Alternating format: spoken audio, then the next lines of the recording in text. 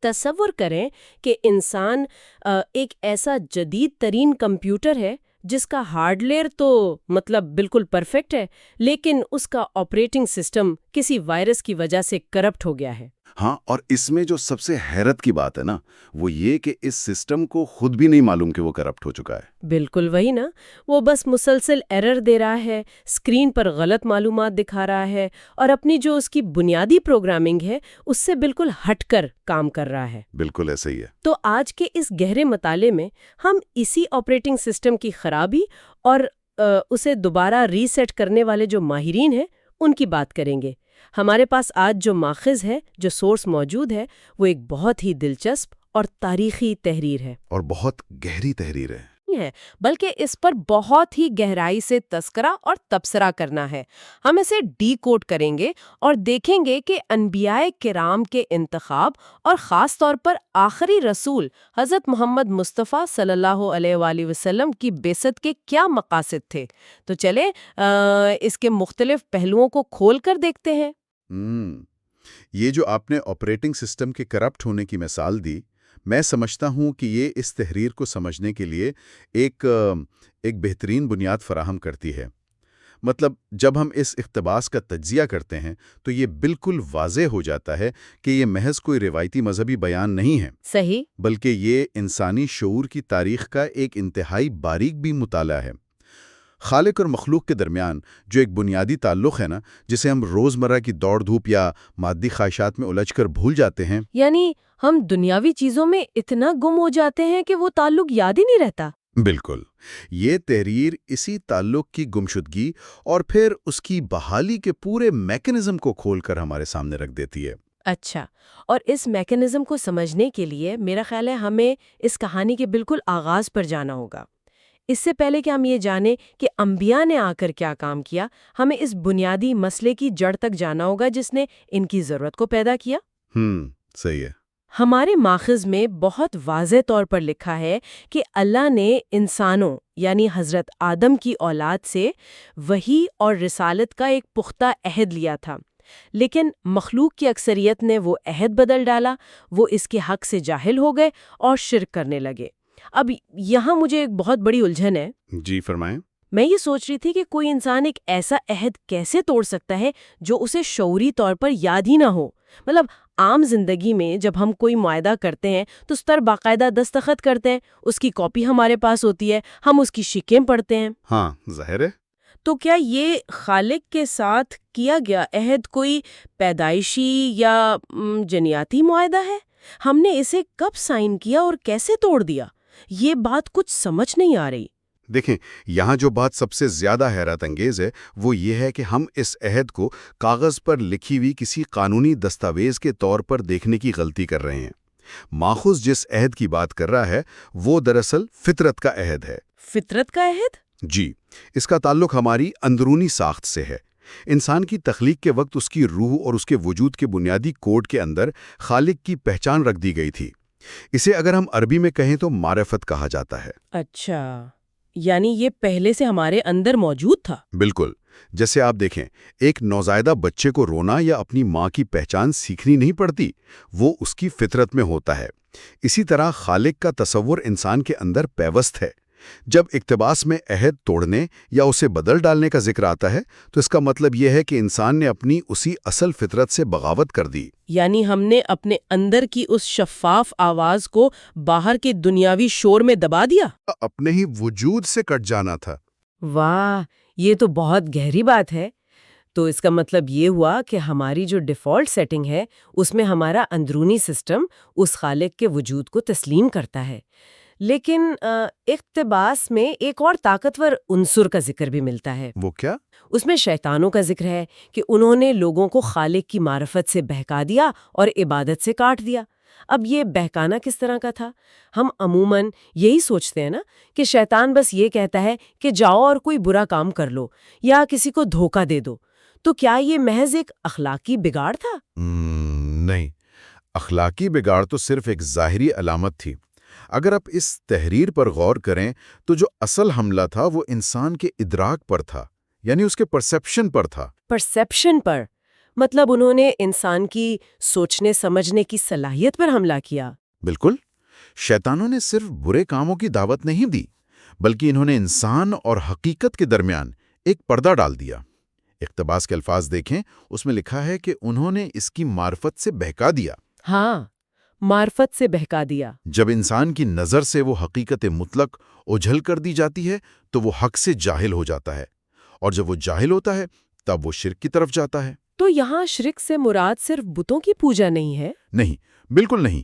شرک اس فلسفیانہ تناظر میں محض بتوں کے سامنے جھکنا نہیں ہے، بلکہ کائنات کی اصل طاقت کی جگہ کسی اور عارضی چیز کو طاقت کا سرچشمہ مان لینا ہے۔ مطلب چاہے وہ دولت ہو، کوئی سیاسی طاقت ہو، یا انسان کا اپنا غرور ہی کیوں نہ ہو۔ جی ہاں، شیطان کا اصل کام یہی تھا کہ وہ انسان کا اس کی اپنی اصلیت سے وہ بنیادی کنیکشن کاٹ دے۔ یہ بات واقعی بہت وزن رکھتی ہے۔ یعنی وائرس نے ہمارے آپریٹنگ سسٹم کی فائلز ڈیلیٹ نہیں کی، بلکہ ان کا جو راستہ تھا، جو پاتھ تھا، وہی بدل دیا، تاکہ ہم اپنی اصل سورس تک پہنچ ہی نہ سکیں۔ بہت عمدہ مثال دی آپ نے۔ اور یہاں یہ بات واقعی بہت زیادہ دلچسپ ہو جاتی ہے، کیونکہ جب انسان اس طرح بھٹک گیا اور اپنی فطرت کے عہد کو بھول گیا تو پھر انبیاء آئیں، اور ماخذ میں ان کا جو مقصد بتایا گیا ہے وہ میرے لیے اس پورے مطالعے کا سب سے حیران کن حصہ تھا۔ ہاں، وہ الفاظ واقعی بہت خاص ہیں۔ بالکل، تحریر کہتی ہے کہ ان کا مقصد عقلوں کے دفین خزانوں کو ابھارنا تھا۔ ہم تو عموماً انبیاء کو نئے قانون لانے والے، سخت اصول بتانے والے، ایک ضابطۂ حیات لے کر آنے والے حکمرانوں یا قانون دانوں کے طور پر دیکھتے ہیں، لیکن یہ الفاظ، یہ تو ایک بالکل مختلف تصویر پیش کر رہے ہیں۔ ہاں، یہ تو انہیں ذہنوں کے ماہر آثار قدیمہ کے طور پر پیش کر رہے ہیں، مطلب آرکیولوجسٹ آف دا مائنڈ، جو کھدائی کر کے کچھ باہر نکال رہے ہیں۔ یہ ماہر آثار قدیمہ والی تشبیہ آپ نے بہت خوبصورت استعمال کی۔ یہ اس ماخذ کے مفہوم کو بالکل درست انداز میں پکڑتی ہے۔ آپ دیکھیں، ایک ماہر آثار قدیمہ کبھی بھی باہر سے کوئی نئی عمارت لا کر کسی کھنڈر پر کھڑی نہیں کرتا۔ ہاں، وہ تو بس جو مٹی کے نیچے دبا ہوتا ہے اس سے نکالتا ہے۔ بالکل، اس کا کام صرف اس شاندار اور قیمتی چیز پر سے مٹی اور گرد کی تہیں ہٹانا ہوتا ہے جو پہلے سے وہیں زمین کے سینے میں دفن ہوتی ہے۔ انسان کی عقل وہ خزانہ ہے جسے جہالت، تکبر اور دنیاوی خواہشات کی مٹی نے دبا دیا تھا۔ تو انبیاء کرام کا کام اسی مٹی کو ہٹانا تھا؟ جی، ان کا کام انسان کے اندر موجود اسی عقل اور فطرت پر پڑی ہوئی مٹی کو صاف کرنا تھا۔ وہ کوئی ایسا غیر مانوس پیغام لے کر نہیں آئے تھے جس سے انسان کی روح بالکل ناواقف ہو، وہ تو اسے وہی چیز یاد دلانے آئے تھے جو اس کے اندر پہلے سے موجود تھی۔ اچھا، تبھی ماخذ میں انہیں بھولی ہوئی نعمت یاد دلانے والا کہا گیا ہے۔ جی بالکل، اسی لیے۔ یہ ایک زبردست اور واقعی بہت گہرا نقطہ نظر ہے۔ لیکن ان خزانوں کو ابھارنے کے لیے، اس کھدائی کے لیے وہ کون سے اوزار استعمال کرتے ہیں؟ ایک ماہر آثار قدیمہ کے پاس تو برش اور چھوٹی کدال ہوتی ہے۔ ماخذ کہتا ہے کہ انبیاء قدرت کی نشانیاں دکھاتے ہیں۔ اب ان نشانیوں کی جو فہرست دی گئی ہے نا، وہ تھوڑی متوجہ کرنے والی ہے۔ کس طرح سے؟ مطلب اس میں بلند آسمان، پھیلا ہوا فرش، زندہ رکھنے والی معیشتیں، یہاں تک تو مجھے سمجھ آتا ہے۔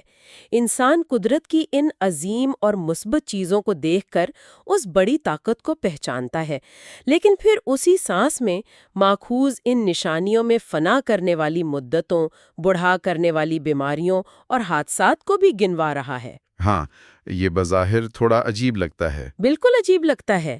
ہم تو بیماری، حادثے اور موت کو ایک نیگیٹو چیز سمجھتے ہیں نا، یا ایک بدقسمتی کے طور پر دیکھتے ہیں۔ انہیں ذہن کو بیدار کرنے والی نشانیاں کیوں کہا گیا ہے؟ دیکھیں، اگر ہم اسے ایک بڑی اور وسیع تصویر سے جوڑ کر دیکھیں نا، خاص طور پر انسانی نفسیات کے تناظر میں، تو یہ بات بالکل واضح ہو جاتی ہے۔ انسان کی نفسیات کچھ اس طرح کی ہے کہ جب اس کے پاس مسلسل صحت ہوتی ہے، جوانی ہوتی ہے اور وسائل کی فراوانی ہوتی ہے تو وہ ان چیزوں کا عادی ہو جاتا ہے۔ وہ ٹیک اٹ فار گرانٹڈ لینے لگتا ہے۔ بالکل، وہ آسمان کی وسعت اور زندگی کے عجائبات کو دیکھنا بند کر دیتا ہے، کیونکہ اس پر ایک طرح کا تکبر غالب آ جاتا ہے۔ وہ خود کو حتمی اور ناقابل تسخیر سمجھنے لگتا ہے۔ اچھا، یعنی وہ سوچتا ہے کہ مجھے تو کچھ نہیں ہو سکتا۔ جی، تو یہ بیماریاں، یہ بڑھاپا جو آہستہ آہستہ جسم کی طاقت چھین لیتا ہے، یہ اچانک آنے والے حادثات جو پل بھر میں انسان کے سالوں کے منصوبے خاک میں ملا دیتے ہیں، یہ سب دراصل قدرت کا طریقہ ہیں انسان کے اس خود ساختہ غبارے سے ہوا نکالنے کا۔ او واہ! یہ نشانیاں ایک طرح کا الارم ہے جو انسان کو بتاتی ہیں کہ وہ کتنا کمزور ہے، اس کی زندگی کتنی ناپائیدار ہے، اور اس کائنات کا کنٹرول دراصل اس کے ہاتھ میں نہیں ہے۔ واہ!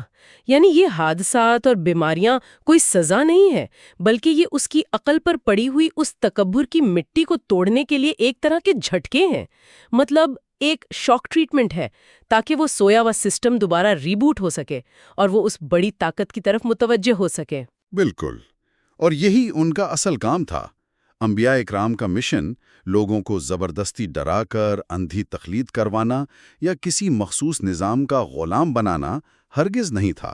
ہاں، وہ تو بس جگانے آئے تھے۔ جی، ان کا کام ان نشانیوں کے ذریعے، چاہے وہ زندگی بخش ہوں یا زندگی چھین لینے والی ہوں، انسانی عقل کو جھنجھوڑنا اور بیدار کرنا تھا، تاکہ انسان خود غور کرے، اپنے ارد گرد پھیلی ہوئی حقیقت پر سوچے اور اس خالق کو تسلیم کرے جو ان تمام چیزوں پر قادر ہے۔ اور جب یہ شاک ٹریٹمنٹ کام کرتا ہے تو عقل جاگ جاتی ہے۔ بالکل، اور وہ دفین خزانہ باہر آ جاتا ہے، اور پھر انسان کا وہ جو فطری آپریٹنگ سسٹم ہے وہ دوبارہ سے کام کرنے لگتا ہے۔ تو اب اگر ہم اس ذہن کی کھدائی کے عمل کو تاریخ کے تسلسل میں دیکھیں تو ایک اور بہت دلچسپ پہلو سامنے آتا ہے۔ اگر انبیاء نے کامیابی سے ان ذہنوں کو کھود نکالا تھا تو کیا دنیا مستقل طور پر روشن ہو گئی؟ مطلب کیا ان ماہرین نے اپنا کام کیا اور بس چلے گئے؟ ماخذ ہمیں بتاتا ہے کہ ایسا نہیں ہوا۔ اللہ نے دنیا کو کبھی کسی نبی، نازل کی ہوئی کتاب، لازم حجت یا روشن دلیل سے خالی نہیں رکھا۔ یہ غیر منقطع تسلسل تھا۔ بالکل، ایک مسلسل عمل تھا۔ لیکن یہاں مجھے تاریخ کو دیکھتے ہوئے ایک الجھن پیش آتی ہے۔ ہم انسانی تاریخ کے کئی ادوار کو تاریخ ادوار یا ڈارک ایجز کہتے ہیں۔ ان میں ہمیں ظلم، جہالت، شرک اور بربریت کی انتہا نظر آتی ہے۔ جی، ہم تاریخ میں ایسا بہت دیکھتے ہیں۔ تو اگر ہم اپنے سگنل یا نیٹ ورک کے استعارے پر واپس جائیں، اگر حق کا یہ ٹرانسمیشن سگنل اتنا ہی مضبوط اور غیر منقطع تھا اور ٹاورز ہمیشہ کام کر رہے تھے، تو پھر تاریخ ادوار کیوں آئے؟ دنیا اتنی بار گمراہی میں کیوں گری؟ کیا یہ سگنل اتنا کمزور تھا کہ لوگوں تک پہنچ نہیں پایا؟ یہ سوال اکثر ذہنوں میں ابھرتا ہے، اور یہ بہت فطری سوال ہے، لیکن ماخذ اس کا بہت ہی جامع اور دو ٹوک جواب دیتا ہے۔ اقتباس کہتا ہے کہ نہ ان کی تعداد کی کمی انہیں اپنے فرض سے روک سکی، اور نہ ان کے جھٹلانے والوں کی کثرت انہیں کمزور کر سکی۔ اچھا، اس کا کیا مطلب ہوا؟ اس کا مطلب یہ ہے کہ حقانیت کے سگنل نے کبھی کام کرنا بند نہیں کیا۔ تاریخ ادوار اس لیے نہیں آئے کہ سگنل کمزور تھا یا ٹرانسمیشن بند ہو گئی تھی، بلکہ اس لیے آئے کیونکہ اکثریت نے اپنے ریسیورز بند کر دیے تھے۔ یعنی براڈ کاسٹ ہو رہی تھی پر لوگ سن نہیں رہے تھے۔ بالکل، سچائی کا معیار یہ نہیں ہے کہ لوگوں کی اکثریت اسے مان رہی ہے یا نہیں۔ تحریر کے مطابق انبیاء کا جو بنیادی مقصد تھا وہ دراصل حجت تمام کرنا تھا۔ حجت تمام کرنا۔ اگر ہم اس اصطلاح کو آج کے دور میں سمجھنا چاہیں تو اس کا کیا مطلب ہے؟ کیا اس کا مطلب ہے کسی کے پاس کوئی بہانہ نہ چھوڑنا؟ بالکل درست کہا آپ نے۔ حجت تمام کرنے کا مطلب ہے انسانی آزادی رائے کا مکمل احترام کرتے ہوئے اس تک تمام ضروری معلومات پہنچا دینا۔ دیکھیں، خالق نے انسانوں کو روبوٹ تو نہیں بنایا نا جنہیں زبردستی کسی ایک راستے پر چلا دیا جائے۔ اس نے انتخاب کی مکمل آزادی دی ہے، لیکن اس انتخاب کو منصفانہ بنانے کے لیے خالق نے کبھی انسانوں کو تاریخ کے کسی بھی موڑ پر یہ عذر پیش کرنے کا موقع نہیں دیا کہ ہمیں تو کسی نے سچائی کے بارے میں بتایا ہی نہیں تھا۔ ہاں، یا ہمارے پاس تو کوئی گائیڈ بک ہی نہیں تھی۔ بالکل یہی بات ہے۔ چاہے لوگوں کی اکثریت نے تکبر، ہٹ دھرمی، سیاسی طاقت یا اپنے ذاتی مفادات کی وجہ سے سچائی کو قبول کرنے سے انکار کر دیا ہو، وہ روشن دلیل ہمیشہ موجود رہی، اور یہ تسلسل بکھرا ہوا نہیں تھا۔ ہر پہلے آنے والے نبی نے بعد میں آنے والے کا نام لیا اور اس کا تعارف کرایا۔ یہ بالکل ایسا ہی ہے کہ ایک مسلسل براڈ کاسٹ چل رہی ہے اور ایک میزبان اپنی شفٹ ختم کرنے سے پہلے اگلے میزبان کا تعارف کروا رہا ہے تاکہ سننے والوں کو معلوم ہو کہ بھئی سگنل کٹا نہیں ہے، بس آواز بدل رہی ہے لیکن پیغام وہی ہے۔ بہت زبردست مثال دی آپ نے، اور یہ سلسلہ اسی طرح نسل در نسل صدیوں تک چلتا رہا۔ تو اگر ہدایت کا یہ سلسلہ، یہ نیٹ ورک اتنا ہی منظم تھا تو وہ کلائمیکس، وہ نقطۂ عروج کیسا تھا؟ مطلب جب آخری رسول حضرت محمد مصطفیٰ صلی اللہ علیہ وآلہ وسلم کی بعثت کا وقت آیا تو کیا انہوں نے ایک ایسی دنیا وراثت میں پائی جو بالکل تیار اور باشعور تھی؟ حقیقت اس کے بالکل برعکس تھی۔ ہاں، کیونکہ ماخذ کے مطابق اس وقت عقائد کا ایک شدید بکھراؤ تھا، خواہشیں منتشر تھیں اور راستے پراگندہ تھے۔ جی، یہ اس اقتباس کا ایک انتہائی طاقتور حصہ ہے۔ ماخذ اس وقت کے معاشرے کی جو تصویر کشی کرتا ہے نا، وہ ایک انتہائی تاریک اور الجھی ہوئی دنیا کی تصویر ہے۔ صدیوں کی رہنمائی کے باوجود انسان بار بار اپنی اسی پرانی ڈگر، اسی کرپٹ آپریٹنگ سسٹم کی طرف لوٹ جاتا تھا۔ تو اس وقت دنیا کی حالت کیا تھی؟ اس وقت دنیا میں فکری اور روحانی طور پر ایک شدید بحران تھا، اور یہ تحریر اس بگاڑ کی دو انتہائی مخصوص اور پیچیدہ شکلیں بیان کرتی ہے۔ لوگ یا تو اللہ کو اس کی مخلوق سے تشبیہ دیتے تھے یا اس کے ناموں میں الحاد کرتے تھے۔ یہ تشبیہ اور الحاد کے الفاظ سننے میں کافی بھاری اور تکنیکی لگتے ہیں۔ اگر ہم انہیں ایک عام فہم انداز میں سمجھنا چاہیں تو اس مخصوص تناظر میں ان کا کیا مطلب ہے؟ یہ معاشرے میں کس طرح نظر آ رہے تھے؟ میں بتاتا ہوں۔ اگر ہم تشبیہ کی بات کریں تو اس کا سادہ سا مطلب ہے خالق کو اس کی اپنی بنائی ہوئی مخلوق کے جیسا سمجھ لینا۔ اچھا، مخلوق جیسا سمجھنا۔ جی، دیکھیں، انسان کا ذہن لامحدودیت کو سمجھنے سے گھبراتا ہے۔ اس لیے انسان نے کیا کیا کہ اس لامحدود، بے نیاز اور عظیم خالق کو اپنے جیسی انسانی شکلوں، کمزوریوں اور مادی صفات میں قید کرنا شروع کر دیا۔ یعنی جیسے پرانی دیو مالائی کہانیوں میں خداؤں کو انسانوں جیسی کمزوریاں دی جاتی تھی۔ بالکل، جیسے آپ تصور کریں کہ ایک ویڈیو گیم کا کوئی کیریکٹر گیم بنانے والے ڈیولپر کا تصور بھی ایک بہت بڑے ویڈیو گیم کے کیریکٹر کے طور پر ہی کرے۔ ہاں، سمجھ گئے۔ یہ تشبیہ ہے۔ اس نے خدا کو طاقتور انسانوں یا فطرت کی طاقتوں کا روپ دے دیا، اور دوسری طرف الحاد تھا۔ الحاد کا تو مطلب عام طور پر خدا کا انکار کرنا ہوتا ہے نا؟ ہاں، عام طور پر یہی سمجھا جاتا ہے، لیکن یہاں الحاد کا مطلب صرف خدا کے وجود سے انکار نہیں ہے، بلکہ اس کی صفات اور ناموں کو بگاڑ دینا یا انہیں ان کے اصل معنی سے ہٹا کر استعمال کرنا ہے۔ یہ دونوں دراصل اسی معرفت کے ضائع ہو جانے کی انتہائی شکلیں تھیں۔